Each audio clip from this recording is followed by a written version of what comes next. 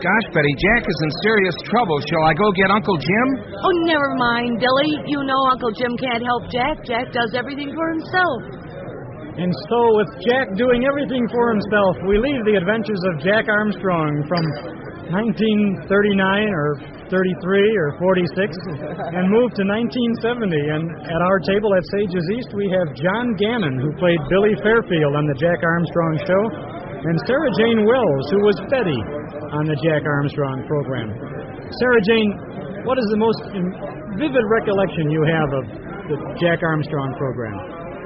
Oh, I think possibly in the long run, what I remember most is the hard work and the tremendous amount of fun that we had. A happy combination of two things. It's wonderful if you can combine hard work with fun. Well, we did. You were Betty for how long? For, 34 to 47. However much that is. Just about the entire run of the program, right? Well, pretty much. And John Gannon, you played Billy Fairfield. Well, I started in 33. Sarah she played a heavy at first, Gwendolyn Duval. I was the villainess for the first 6 months. After a few months, Sarah became Betty. But when I came to the program, it was on about the 46th episode. The cast had already gelled. Jimmy Ameach, and David Owen, the director, and Sarah, and Bill Myers, and Stan Andrews. Bob Andrews, incidentally, was the author, although I never saw him. He just left and went to Hollywood and wrote a thing called If I Had a Million, which is a great classic movie. And he invented Jack Armstrong because General Mills was sick of paying a fortune to Percy Crosby for Skippy. But I came into a cast, for the use of the name, I came into a cast that had already gelled and replaced Junior McLean, who went on The Air Adventures of Jimmy Allen, which lasted 2 years. But Sarah and all these people were pros, and I was just an office boy, and I hung in there for a while, but they really knew what they were doing. Well, I want you to know that all of us who used to, sit on the floor in front of the radio with the one with the flickering green eye, we could identify, best of all, the fellas with Billy, and the girls could identify with Betty, because they were our kind of people. You see, Jack was a hero, and Uncle Jim was the so-called guiding light of this adventure, and the guiding light is another story altogether, too. Well, of course, I should have said Jim Goss was our best, I think, Uncle Jim. Right. Jim Goss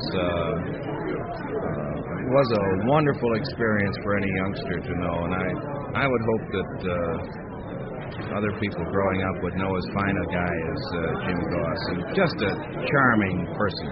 That's a wonderful tribute. We mentioned Guiding Light a moment ago, and you, Sarah Jane, played Mary Rutledge in Guiding Light, right? I succeeded Mercedes McCambridge, who was Mary Rutledge first, and when she left the show, I took over the part and played it until I went to California. And I was in other Erna Phillips shows, too. Right. You played Louise Timms in The Right to Happiness. Right. And Claudia Wilson on Road of Life. Well, where did you get your notes? My word. Well, you played two characters in The Woman in White, Gladys and Eileen Holmes. No, I didn't do Gladys. No, someone else played Gladys. I wonder where they get this information. I was Eileen, who was the Woman in White. What about those days? You often did you were doing 2, 3, 4 different programs at a single time, right? Well, we would go from we would rush from the Merchandise Mart to the Wrigley Building and over to do recordings and back again, and it was a rat race in a sense, but it was an exciting experience, and we always made our commitments on time.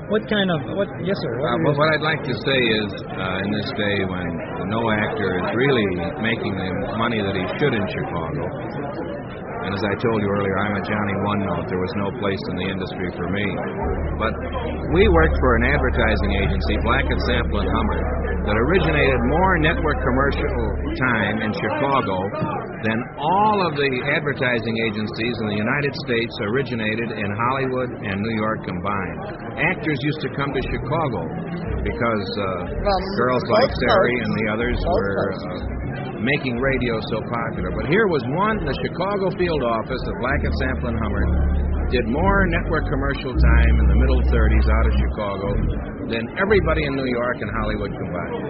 That's amazing. Chicago really was the heyday of Chicago radio, and it was the mecca of radio because, for instance, many film stars, later film stars, were here, played in radio programs with us, and then went on to other things.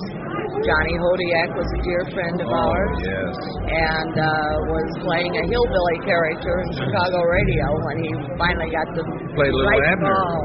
He played Little Abner, that's right. Well, you had. When did Chicago go downhill, so to speak, as far as radio concerned? When did the actors and the programs move to the coast? Well, first of all, the agencies decided to move the programs. Isn't that right, That's Johnny? Right. Yes, sir.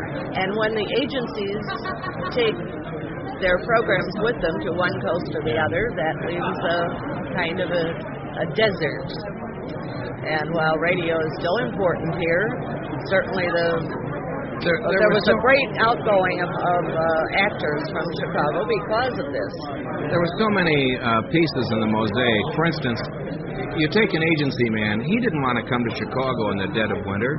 If he went to New York to see a show, he saw the Broadway shows. If he went to Hollywood, he played golf. If he came to Chicago, he wore his overshoes.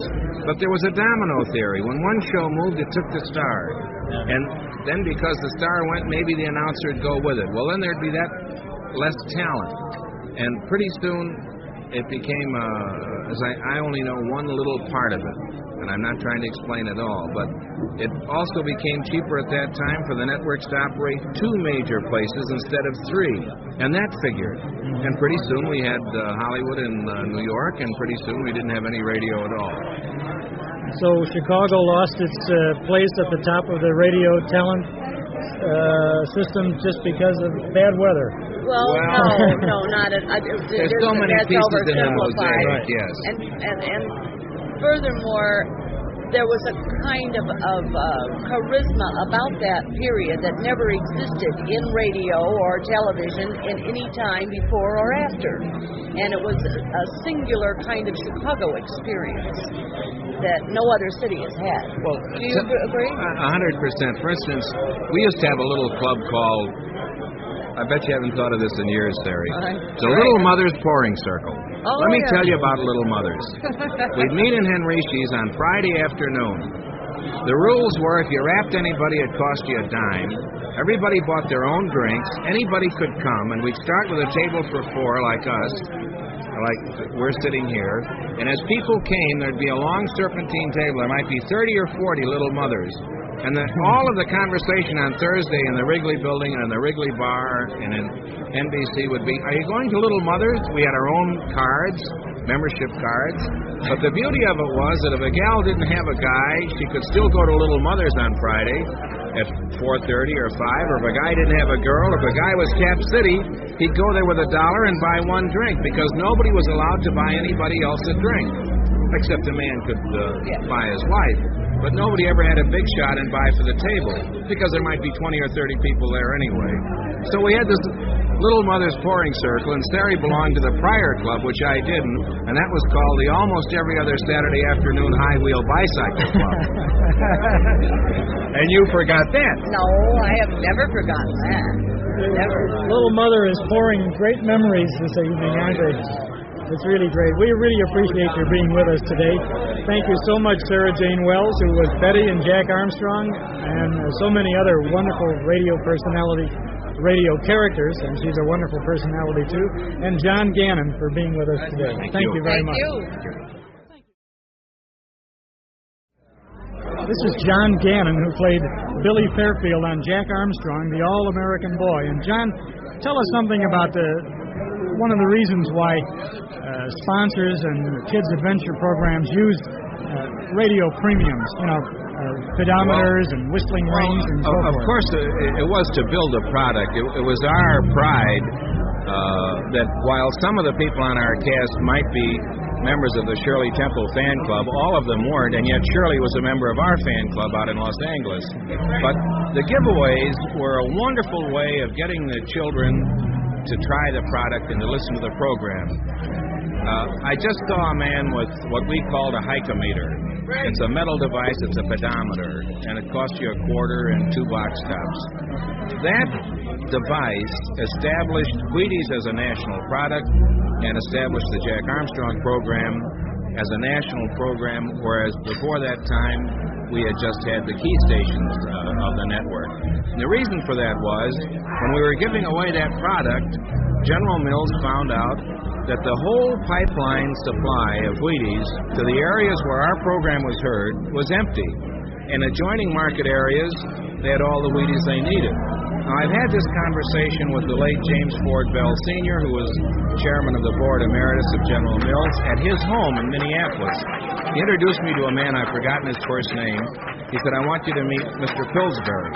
And here was another fellow, they were both in their 80s. Pillsbury was from Pillsbury Mills, and Mr. James Ford Bell said, Roy, or whatever Mr. Pillsbury's first name is, I want you to meet a young man who helped establish our product. And that made me feel good. Terrific, yeah. In 1935 at Christmas, General Mills gave me a wristwatch, which I wear to this day. You still have it. Merry Christmas to John Gannon from General Mills, 1935. And I wore it all during the war, and people thought I was related to the brass, but I wasn't. I was a private first class and very happy. I'll trade you a pedometer for that wristwatch. No. I've worn this wristwatch every day since Christmas of 1935. In the war and out of the war.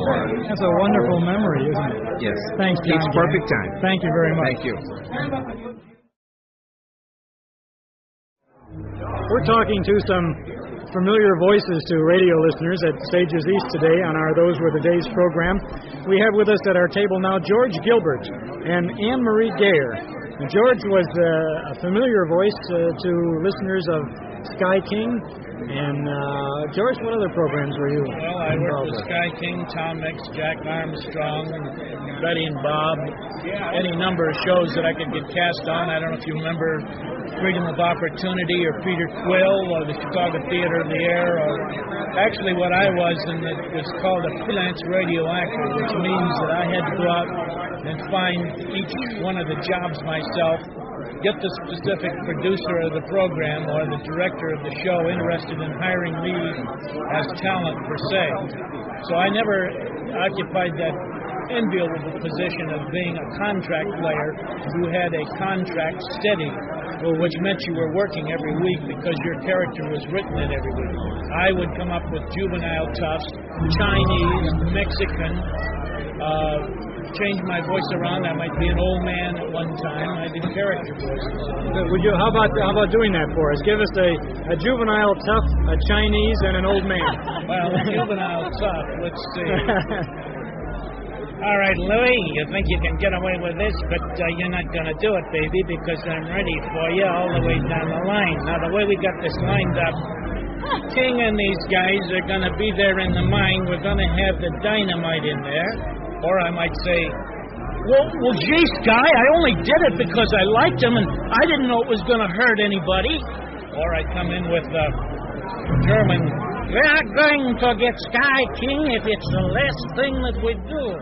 This type of thing. Or an old man, Gibbs, idiots, a finest horse. Yeah, that sounds a little like Walter. I think the Nazis really suffered at the hands of the kids' programs during the war, didn't they? Anne-Marie Gayer, you were in Chicago probably at the tail end of the time when Chicago was the heyday for radio drama, right? Then I did I did Woman in White, I did First Nighter, I did a show called Bob Becker's Pet Parade, if you remember that. I did American in the Air, there was another one, an award show. I did Ma Perkins, I did... Were you a continuing character on Ma Perkins? No, I was like George, I was You On jumped Woman in. in White, I had a part that was continued. Well, you must have been a nurse. On Woman in No, White. I was the daughter of the doctor. That's close enough. Close enough. Now then you went to one of the coasts, right? No, After then I went to New York. Right. Most of us did go because the shows went to New York. Right. So there I worked all the shows, but the like my main thing, like George says, contract things was Katie's Daughter, and Katie's Daughter was one of the really one of the later soap operas. Right. It was on what network was Katie's Daughter? NBC, and this ran from about 46 to 48. Yeah. And this was on in the mornings, right? Right. And the women would iron and launder and. It was for Sweetheart Soap, yeah. Sweetheart Soap. And then I did Trudy Bauer on Guiding Light. I did that for many years in New York. And then we went on Ethel television. in Chicago, and when she went to In New New York, I worked with her. I see Ethel every once in a while on some of Bob Hope's specials. Oh, yeah, she's on the coast now. And then I was on Let's Pretend for about 12 years, if you remember that. That children's show. One of the all-time favorite That's kids programs. right. Now, you weren't Sybil, because Sybil was Sybil, right? I wasn't Sybil Trent. I was Anne-Marie Geiger.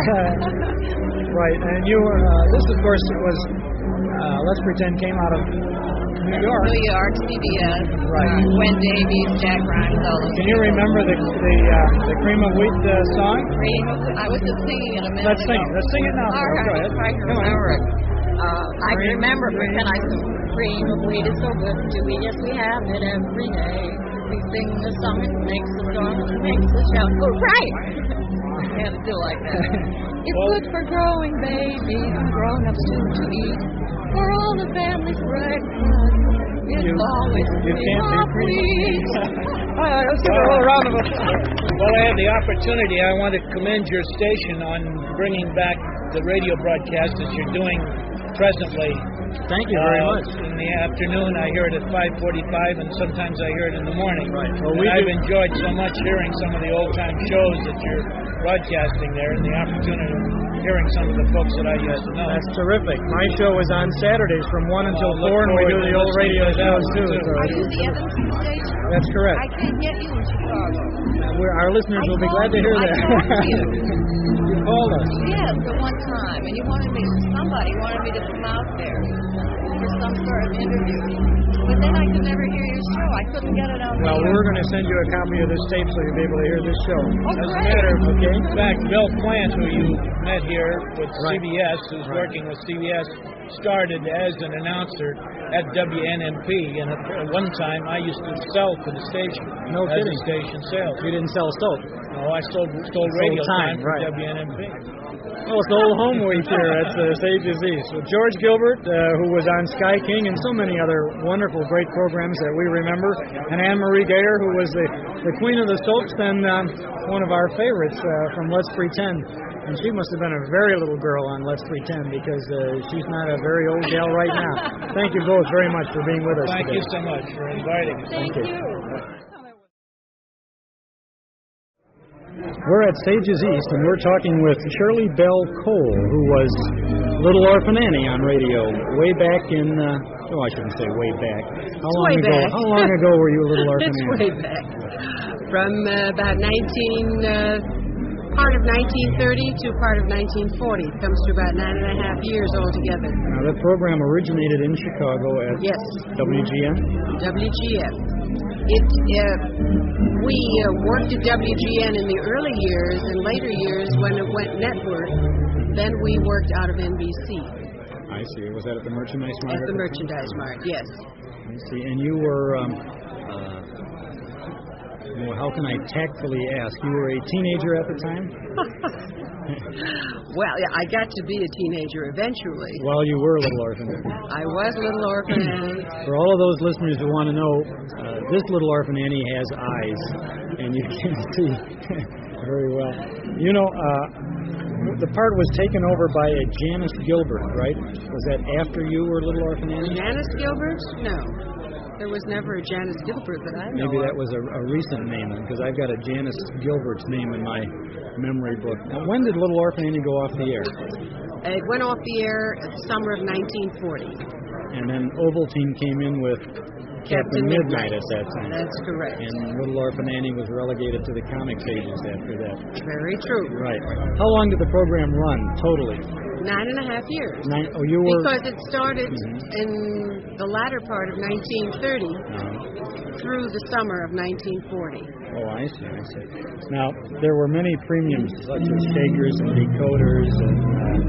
Do you have any of these? Do you have many of them? I have just a few things, I'm sorry to say. I wish I had more. You didn't send in the Ovaltine labels or anything like that to get them, I suppose. Well, it was a little difficult getting them.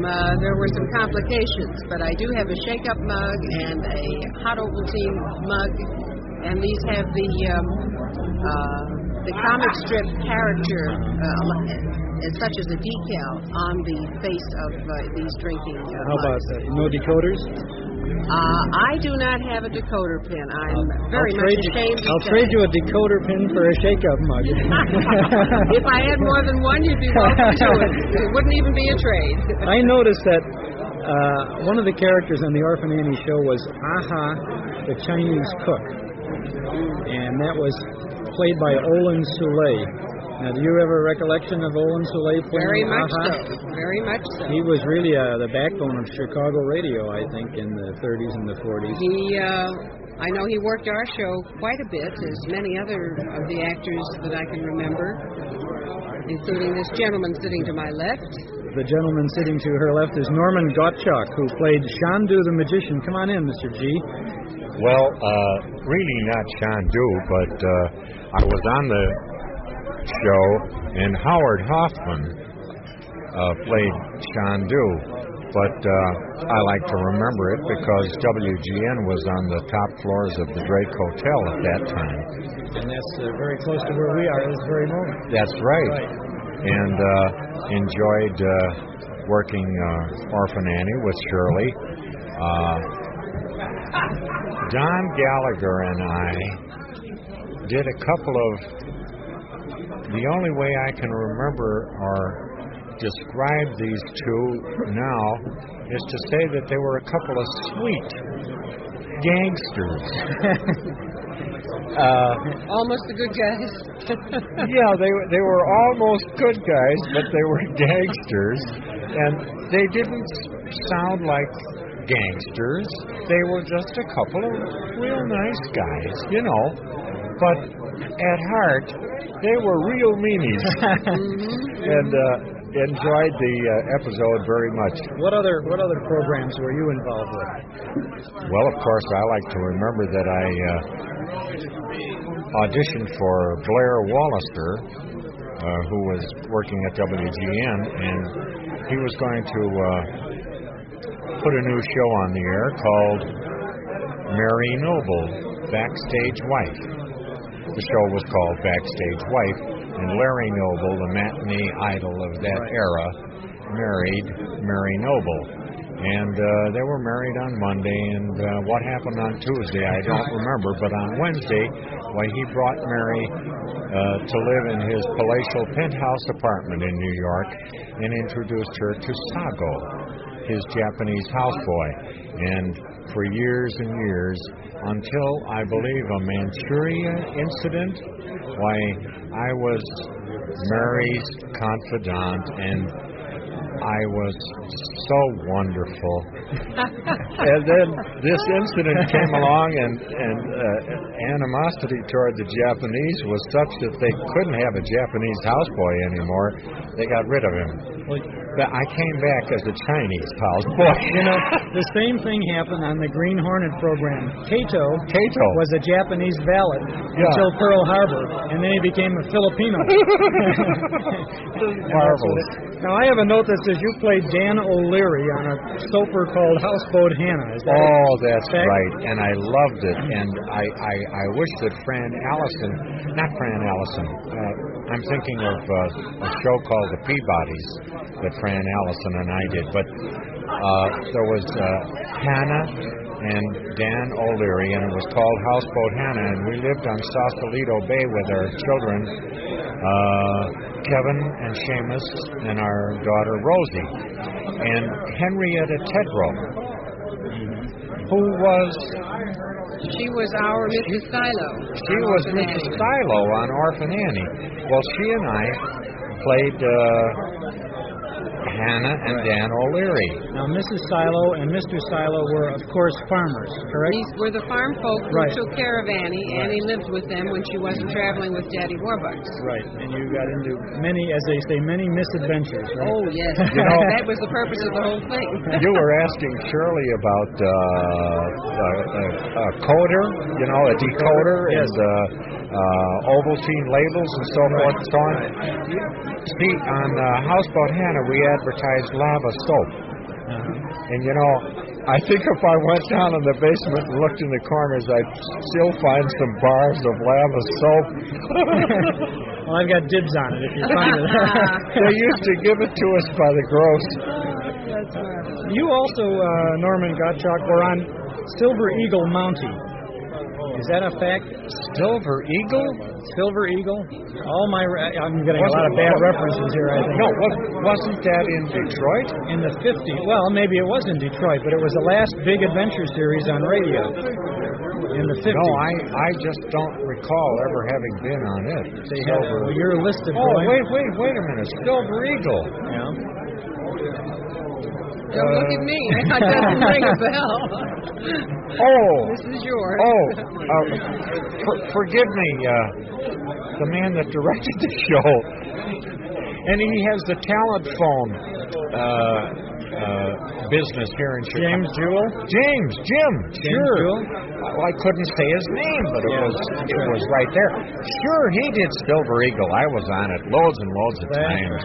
Okay, now I don't feel so bad. I thought Oh, I was my looking in goodness our movie magazine or something instead of a I radio. told my wife the other day I can remember anything for 3 or 4 minutes. Well, Jewell was the fellow who produced The Lone Ranger and the Green Hornet, too. That's right, sure. Right, Yeah, right. yeah. And he's still very active today here in Chicago. Now, what are you doing today? Oh, different commercials.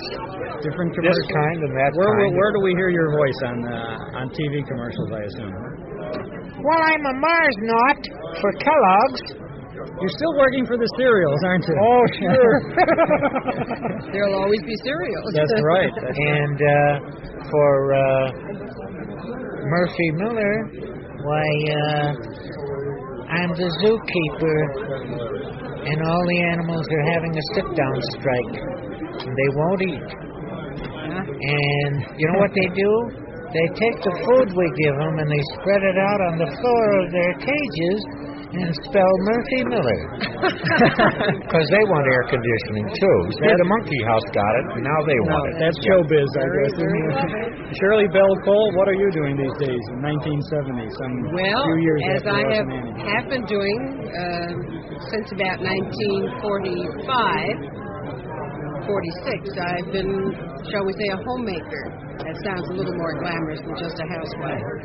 Well, what does your husband think of being married to Little Orphan Annie? He kind of got used to the idea. Are you the same chatterbox that you? There are moments. Speaking of chatterbox, do you recall the lyrics to that song? Oh, certainly. Would you like to give us a quick sample so we can sign off with that? Well, you mean spoken or sung? We have to have a first class. We'll give it the full treatment, huh? Full treatment. Now, let's see. Who's the little chatterbox? The one with pretty auburn locks. Whom do you see? It's little Orphan Annie. She and Sandy make a pair. They never seem to have a care. Cute little she, this little Orphan Annie. Bright eyes, cheeks of rosy glow, there's a store of healthiness handy. Might size, always on the go, and if you want to know, Arp says Sandy always wears a sunny smile.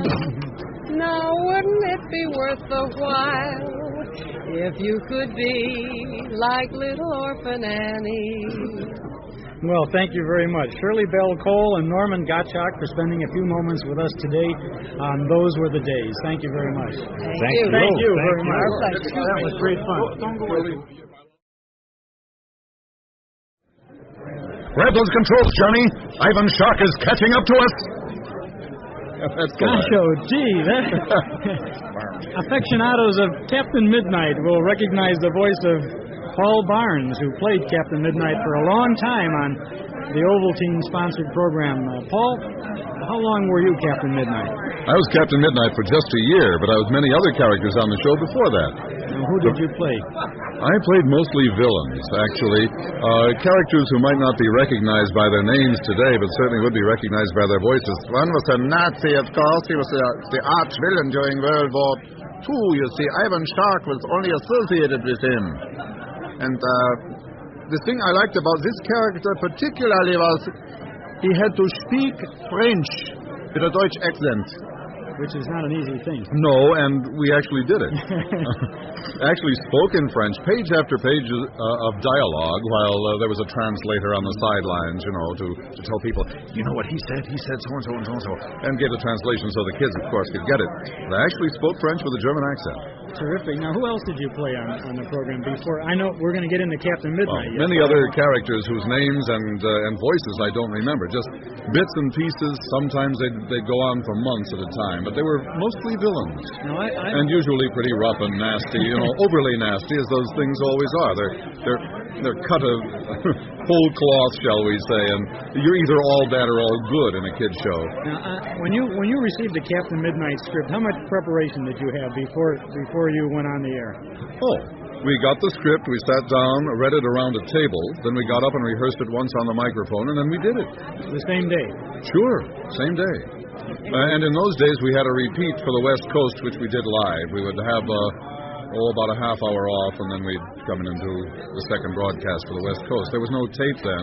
There was acetate recording, but acetates were uncertain at best, and the needle could jump and so on. And so generally we did them live.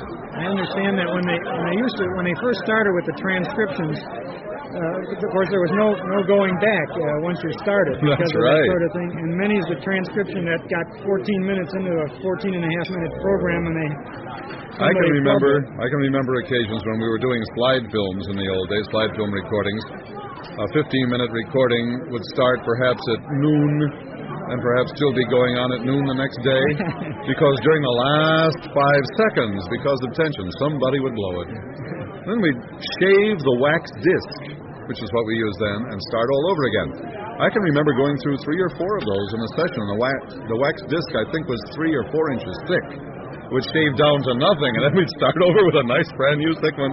That's what we made our recordings on. I think this is why so many of the great radio programs from the past are just lost forever. There was no way to record these things. That's true. It's a shame because we're finding a whole new generation of people interested in these programs. Well, there's another program of mine that perhaps even more Chicagoans are familiar with than Captain Midnight. Captain Midnight was known coast to coast, but a program called Calling All Detectives was on WGN in Chicago 5 nights a week for 3.5 years with no vacations. Now, wait, let me see. Was that sponsored by an ice cream company? No, that was not. That one was sponsored by Sealy Mattress.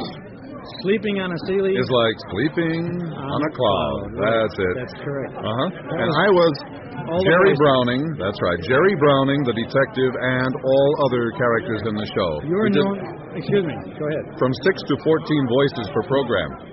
Now, you're known as the man of 1,000 voices. I was the original man of 1,000 voices, but through inadvertence didn't copyright the title, so a lot of people are using the title today. So I've dropped it. I don't bother calling myself that anymore. Instead, I'm the all-new improved Paul Barnes now. I figure after 36 years in the business, I can be all-new and improved. Well, if you've been in the business for 36 years, you must have started when you were about 8 years old. Bless you, I was 15, and I don't mind giving my age away. Terrific. Paul, we really appreciate your being with us this evening, and thanks My for pleasure. joining us at Sages East. Thank you. Thank you. We're talking with Anne-Marie Geyer, who was involved for many years on the Let's Pretend program. And Anne-Marie, you played what role on that program? Well, I did the princesses. My chief number was Cinderella. And any princess that was there, I played. Can you give us a little of your princess voice? No, because it's just my regular voice as I speak. Only I soup it up and make it sweet. Well, that's why I mean, soup up your regular voice so we get a little soupy princess. Well, it wouldn't. I don't know. I don't have a line here to read. Well, tell us about the pumpkin that has just changed into a coach. That's not a princess, but that's princessy type, right? I don't know. It's sort of hard. All right, to do. we won't put you on the spot. What about some of the other people, the other names that we remember from Let's Pretend? Well, you probably Sybil remember. Well, Sybil Trent is now a very successful theatrical agent in New York City. Jack Grimes is a very successful actor still, and he sometimes produces things. In fact, about 5 years ago, he produced a series of albums for Metro-Goldwyn-Mayer, children's stories. Not Let's Pretend, but children's stories. And he got us all together, and all of us pretended did them. I was living in Baltimore, and I went up to New York, and I did them. And let's see. Must have been great fun doing those programs. Oh, it was You marvelous. were really big stuff with the other kids, weren't you? You know, I mean, as you were on the program, and the other kids would talk about you as you're on the radio. Did they know that? How about? Well, we had a studio audience. Yes, no, I realize that. For Let's Pretend, a big audience, and of course Uncle Bill. He was the announcer, Bill Adams, and he came on there and talked to the kids, and the kids yelled and clapped. They used to get on a fire engine or something to drive to Make Believe Land, or sometimes, yes. Whatever it was like. Yes, and there was an orchestra, and Brownie was the conductor, and Gwen Davies and Sybil Trent sang the song, the theme song. And Gwen Davies is now happily married and living in Dune Acres here. Right here in this area. And Nyla Mack, who was the creator and director, passed away many years ago. The Let's Pretend program brought such great entertainment to the kids, and adults too, I think, who just enjoyed kind of being transported back to make-believe land. And yes, it was an excellent program. Right. I remember Puss in Boots and Rumpelstiltskin. Oh, yes, and Jack Grimes played Puss in Boots. Right. He was the Puss. Who played the Boots? Yeah, that was great. Did you do any other kids programs? No. Mostly then you were in the soap opera field. Then the soaps. But Let's Pretend was a very close corporation. And I was on that show maybe 7 years, and I was still the new girl. Because they all had been on there since they were children, really. What kind of, I think the statute of limitations may have run out on this, so I can ask this question. What kind of compensation, what kind of pay did you get for being on a program like that? We got after scale. Scale. Well, that was all right. What was that at that time? At that time, I think it was $85. So all of the kids, all the voices on that program were doing a heck of a lot better than the kids who were home tearing off the box tops of cream of wheat and waiting for the program to come in, I would say. Well, they were working harder, too. That's right. Anne-Marie Geyer, thanks very much for this little insight to Let's Pretend. Well, thank you, sir. Smoking in the outer lobby only. Good evening, Mr. First Nighter. Your seat, the third one, right off aisle 3. Thank you. Here's your cab, Mr. First Nighter. Those were familiar sounds from the First Nighter program. And we're talking with Harry Elders, who was a regular member of the First Nighter program, and as well as many other Chicago programs in the great golden age of radio as far as Chicago is concerned, right? That's right, Chuck. What about the First Nighter? How did you get wrapped up with that? Well, it's hard to tell how anyone got wrapped up with any programs. I imagine, if I remember correctly, it was the result of an audition that they held for the parts that were to be filled on First Nighter, one of them being the page boy, as they called it. And I won the audition, and it was simple as that. Now, I understand. What was it? Am I misinformed when I say that Brett Morrison at one time was the First Nighter?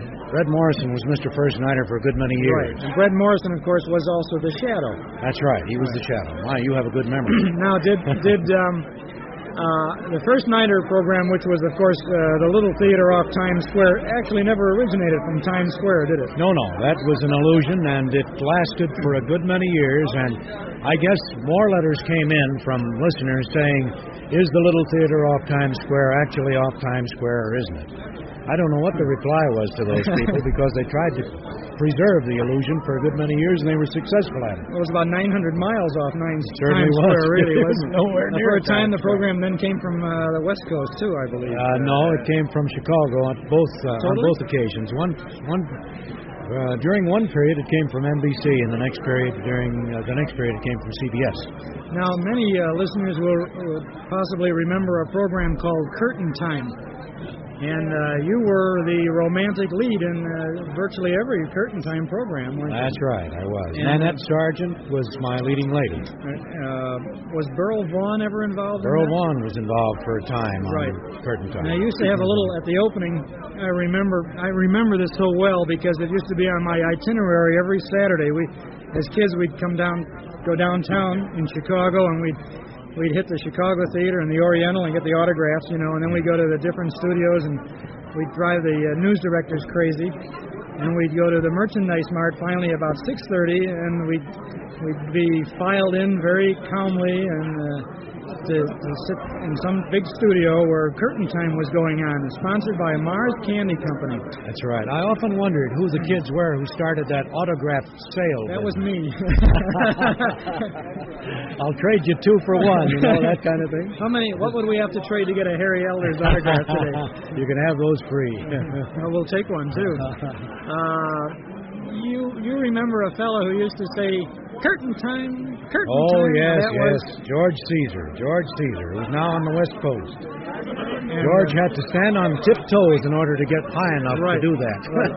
Those were some great. We used to kid him about it. Great programs. Everybody had a visual picture, a word picture of what was happening on the air. And when you got to the studio, you kind of played it pretty well because the men were in tuxedos or dinner jackets and the ladies wore full-length formals. That's right. And it was a good show to see as well as to hear. And Curtain Time, how long did that run? It ran for 5 years. 52 weeks a year for 5 years. All new programs. No reruns. All original programs. Scripts were bought on the open market. All by budding, blossoming authors and some more firmly established in the writing field. And that lasted for 5 years. From when until when? Oh, that must have been about 1945 to 50 or 43 to 47, somewhere along there. Now, in addition to being a featured performer on Curtain Time and getting involved with Mr. First Nighter's program, you were in any number of soap operas in the Chicago area. Oh, yes, we all were. That's the way we had to make a living those days. What about Kay Fairchild's Stepmother? You were on that. You didn't play Kay Fairchild, I'm sure. No, I had a run on Stepmother for months and months and months. Road of Life, Right to Happiness, Jack Armstrong, Silver Eagle. Silver Eagle, that was the last of the great adventure shows. That's right. A great show. A delightful show to work. It was always a challenge. You always played a doctor, I think, on Woman in White. I have my notes say that you played Dr. Jack Landis and that wasn't Dr. Preston Bradley, I don't imagine, but Dr. Bradley. No, but I worked with Dr. Preston Bradley many a time on radio. He was quite a radio star himself. That's right. Dr. Bradley. I understand that Francis X. Bushman was on Kay Fairchild's Stepmother. That's right. And he played Kay's husband, John. That's right, he did. He also played Chicago Theater of the Air for a good many months. What were some of the programs what were some of the shows that they presented on the Chicago Theater of the Air? Oh, they did, a lot of the things they did on the Chicago Theater of the Air were operettas and some streamlined versions of some of the operas. They did a lot of Puccini, for example. And then they had some original plays. They used to have a lot of people contributing original dramas to the Theater of the Air. And, of course, they had a whole hour to spend so they could get a lot of mileage out of a play. What is so that I don't have to ask it, what is the most often asked question of you about the so-called old days of radio? Well, the question that's asked most frequently of all of us is, how did you get into it? And for those who don't know anything about radio, since they're much younger than we are, my own children, for example, don't know what radio was all about because it predated them completely. For those who don't know anything about radio, they say radio must have been pretty dull at that time. You couldn't see anybody. It was all one-dimensional. You had to depend on your ear for the impression. And my contention has always been that this is what made it most attractive and most charming. The fact that it was unidimensional, that it depended solely on the ear and not on the visual impression that the person got who was listening to it. It's certainly a great way to use your imagination. When you sit in front of the tube, you have no imagination going for you. You just watch. Exactly. Speaking of the tube, you're involved in a lot of things in television these days, commercial-wise, and some other things. What are you doing these days? Well, right now we're doing a series of commercials for some of the well-known national commercial sponsors around the country. We involve ourselves in these constantly, and then they're on for 13, 26, or 52 weeks. Then they go off, and we move on to something else. But in the transition period between radio and today's television, we had a couple of shows of our own here in Chicago, such as Hawkins Falls, which many of the listeners remember, Studd's Place, which was an extremely interesting show. We never had a script on Studd's Place. We just have an outline of the plot, and we fabricate as we went. And I think this was one of the most interesting shows that's ever been on television. And there have been many like that in Chicago. There, unfortunately, are very few left now, except the interview type, such as Cup Show and so on. We have one radio show that's still on the air in its 20th year that we're kind of proud of. It's a program called Unshackled. It's a documentary of Skid Row conversions, and it's sponsored by the Pacific Garden Mission on South State Street. And very many of the Chicago actors, many of whom are here tonight, are actors on the Unshackled program. Highly successful program on about 300 stations around the world, on several continents. So radio lives today. Radio still lives today. And we're glad that you're a part of radio yesterday and a part of radio today. Harry Elders, thanks for being with us at Sages East today. Chuck, it's been a pleasure. Thank you. And now the director of Oxidol's own Ma Perkins, Phil Bowman. Hey, how do you remember that thing? You remember for a wash that's white without bleaching, use Oxidol Hustle Bubble Suds. I think there was something else in there, but I can't quite remember that. Boy, that was really one of the biggest soap opera identification things in radio, wasn't it? Oxidol and Ma Perkins? I think so. As a matter of fact, within the agency, which was Dancer Fitzgerald, Sample Hummer, may I give Surely, of course.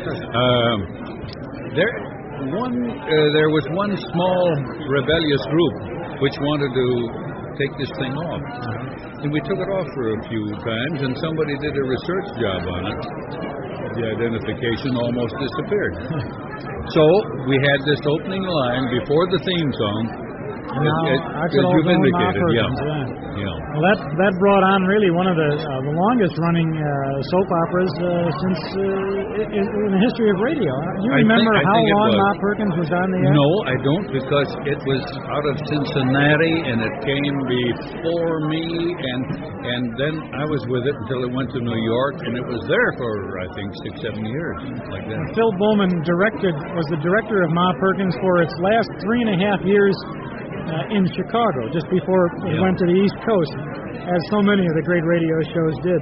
What can you remember about Ma Perkins and the Well, I can remember one thing, and I don't want this to sound like an Emmy Award or anything, but for my dough, the greatest director, the one who built this crazy thing, was a guy named George Fogel, an old ex-Marine sergeant in World War II. He was the toughest guy on the outside and the softest guy on the inside I've ever known. He's out in California today, and would you believe that this guy has a little Wednesday lunch for all the Chicago alumni at a little place on Hollywood, just off Hollywood, down on Vine. And a couple of times I've been out there at this thing, and there have been old-timers like Forrest Lewis, Vinnie Pelletier, Les Tremaine, and just ever so many of those wonderful people who used to be here in Chicago. But that's not answering your when question. They get out to the coast, though, they have lunch with the original director of Ma Perkins. They all go together there, I wouldn't say he was the original, but he was the long-term guy, I see. And Anyway, some of the things I remember about Ma Perkins is that this was probably the greatest character performer. She was so much in character. She didn't need to, shall I say, rehearse too much. But this was a problem, and the only problem I ever had with the show was that, God bless him, Charlie Eggleston is dead now, and he was Shuffle. And Murray Forbes, who was Willie. Willie Toops. Willie Toops. Willie. Anyway, I can't remember what the name was. And so these two and the rest of the cast were always there on time. But Ginny had a beautiful little fault of oversleeping. Wait a minute. Ginny, You're telling me? Yeah, that's Mother P. Yeah. Ma Perkins overslept. She used to oversleep in the morning, and she'd get down there a little bit late, and it didn't disturb me so much, but it did disturb Shuffle and Willie and some of the others who were also stars of the show. Right. But God bless them. They were great supporting players, but there was only one Ma Perkins. Ma Perkins was, of course, Virginia Payne, and she was Ma for the whole... And she was Ma for the whole duration, all the way from Cincinnati through Chicago, through New York, and all the rest of the area. Not only was she... There's a strange thing. I don't know if this happens to everybody, but her character, this benevolent, magnificent woman, Ma Perkins, kind of sloughed off on her personality, you know? And what did she do? But she was involved in more doggone charities and do-gooding things. She did more good in her private life. Now, whether she was that way originally and that made her a great Ma Perkins, or because the character of Ma Perkins made her this way, this I wouldn't know. But she was one of the greatest, not only performers, but one of the greatest people I think I've ever known. I've always tried to find this out, and I've never been able to get an answer, and I'm going to keep asking until I find an answer. What was Ma Perkins' first name? Virginia Perkins? Payne. No, I know Virginia Payne played Ma Perkins. I don't know what her first name was. Hey, that's a great question. I don't have the answer. I don't. That's beautiful. You know, they always call her Ma. And I used to call her Mother P from time to time, but I still don't know her first name. Beautiful. Well, Phil Bowman, we're appreciative of your being with us today at Sages East and reminiscing a little bit about Mother P without the first name. And being an Evanstonian, may I wish you well at WNMP. Thank you very much, Phil. Thank you. We're talking about Ma Perkins tonight at Sages East, the gathering of wonderful radio personalities. And we have two featured players from the Ma Perkins series. We have Elmira Ressler and Gene David. Gene, what part did you play on the Ma Perkins series? I played the part of Josie Julicac, which I inherited from a girl, a very fine actress called Louise Fitch, whose voice at that time sounded almost identical as mine. And as a result of her leaving Chicago, I replaced her on the show, and I became the town drunk's daughter. This was Josie? Josie, and through the influence of Ma Perkins, which was played by our most capable actress, Virginia Payne, through her influence, I became a very educated young woman, very well-mannered, and enough so that I married the catch of the season, the local banker's son. And then, of course, we went into all sorts of domestic difficulties after that.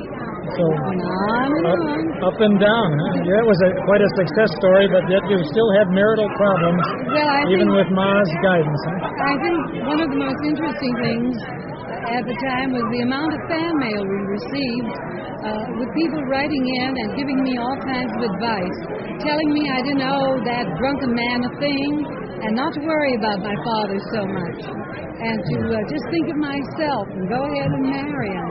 And when I developed domestic difficulties, there were so many people who would write in and sympathize. It was amazing how much they identified with the... What was your reaction to this type of mail? You know, the listeners, they think of you as Josie or whatever the character was. But of course, you knew you weren't that character. But what was your reaction to this? Did you have a tendency to take on the role that you were playing, or did you have an empathy towards playing this role, or what? No, because at the time, there were very few of us who only played one role at a time. In fact, when I was doing that, I was also playing on and off on First Nighter. I did Lights Out and did scary characters. I did a lot of bad women. In fact, I think I did the first bad woman, which would be ridiculous today. I mean, I didn't even think of her as very bad. Well, how bad was that first bad woman that you did? Well, anyone who came between threatened a marriage. That was We a never bad one. succeeded in breaking a marriage, but we were simply a threat. And that was as far as that went. And of course, the era of the Midwestern gangster was very strong at the time, and we did shows like Crime Reporter, and they had a solid formula in which the bad people never won out in the end, but it would go on for quite a number of episodes. Elmira, a wrestler, you were involved in character roles on Ma Perkins as well. And what type of roles did you play? Well, I ran a gamut. I did everything from little boys and little girls, newly born babies, to young, happy housewives. Could we hear a newly born baby now? Would you give us a if little... I can find some Kleenex. This is radio. This is radio, yes. We're going, ladies and gentlemen, Ma Perkins' newly born baby.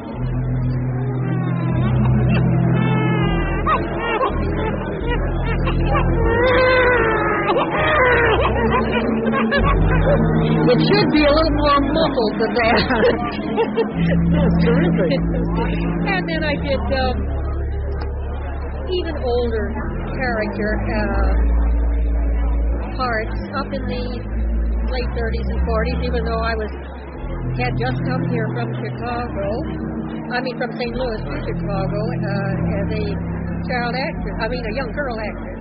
But they gave me the opportunity of doing a number of different types of characters. And I was fortunate enough to be able to do some of the real old Oxidol commercials. The ones that were almost like a career for me and for two very capable male actors was the original Hustle Bubbles. They made a hustle bubbling sound, and the Oxidol bubbles came to life. And we had cartoon-type voices that we used for that. That lasted for, I'd say, 2.5 years maybe. Every day, a couple times a day. It was. You mean you did this for other programs besides Ma Perkins had the original show in the morning. It had a recorded show. It had an afternoon repeat. And then we would have a test-type program in between times. So we were doing all these shows for just Ma Perkins per day. My goodness. It was quite a career, just the one show in itself, and then we had other commitments along Before with we it. started our conversation for the listening audience, you were telling me about a jingle that you did for Oxidol with a little tiny voice at the end of it. That came after that. It was that Oxidol sparkle. And that was on Ma Perkins for about 1.5 years. And then they decided to take it to New York for the Jack Smith show. And I, of course, could not commute for that. Another girl in New York did that. But then when Jack Smith came to Chicago, then I would do that show here. So it was fun. Ma Perkins. Some real nice memories of Ma Perkins. How long were you associated, Elmira, with the program? Until it left town. As a matter of fact, I was doing, let me see, the Oxidol Sparkle commercial. Yes, I was doing that on Ma Perkins when Ma Perkins left town. And had it not been for my expecting my first of 5 children and my husband being situated here and not being able to transfer to New York, I have remained here. And what are you doing today? Are you a housewife or are you involved in this? I have continued all these years in radio and TV and films. And where would we recognize your voice today? Well,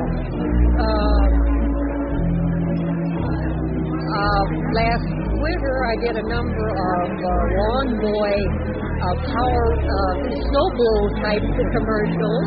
You didn't play the snowblower, did you? And excuse me. Gene David, what are you doing these days? Well, last week I did a Denver Bank commercial, which I played an elderly lady, and I finished a stint with the Encyclopedia Britannica in an educational film. I've christened the new Jacobson lawnmower.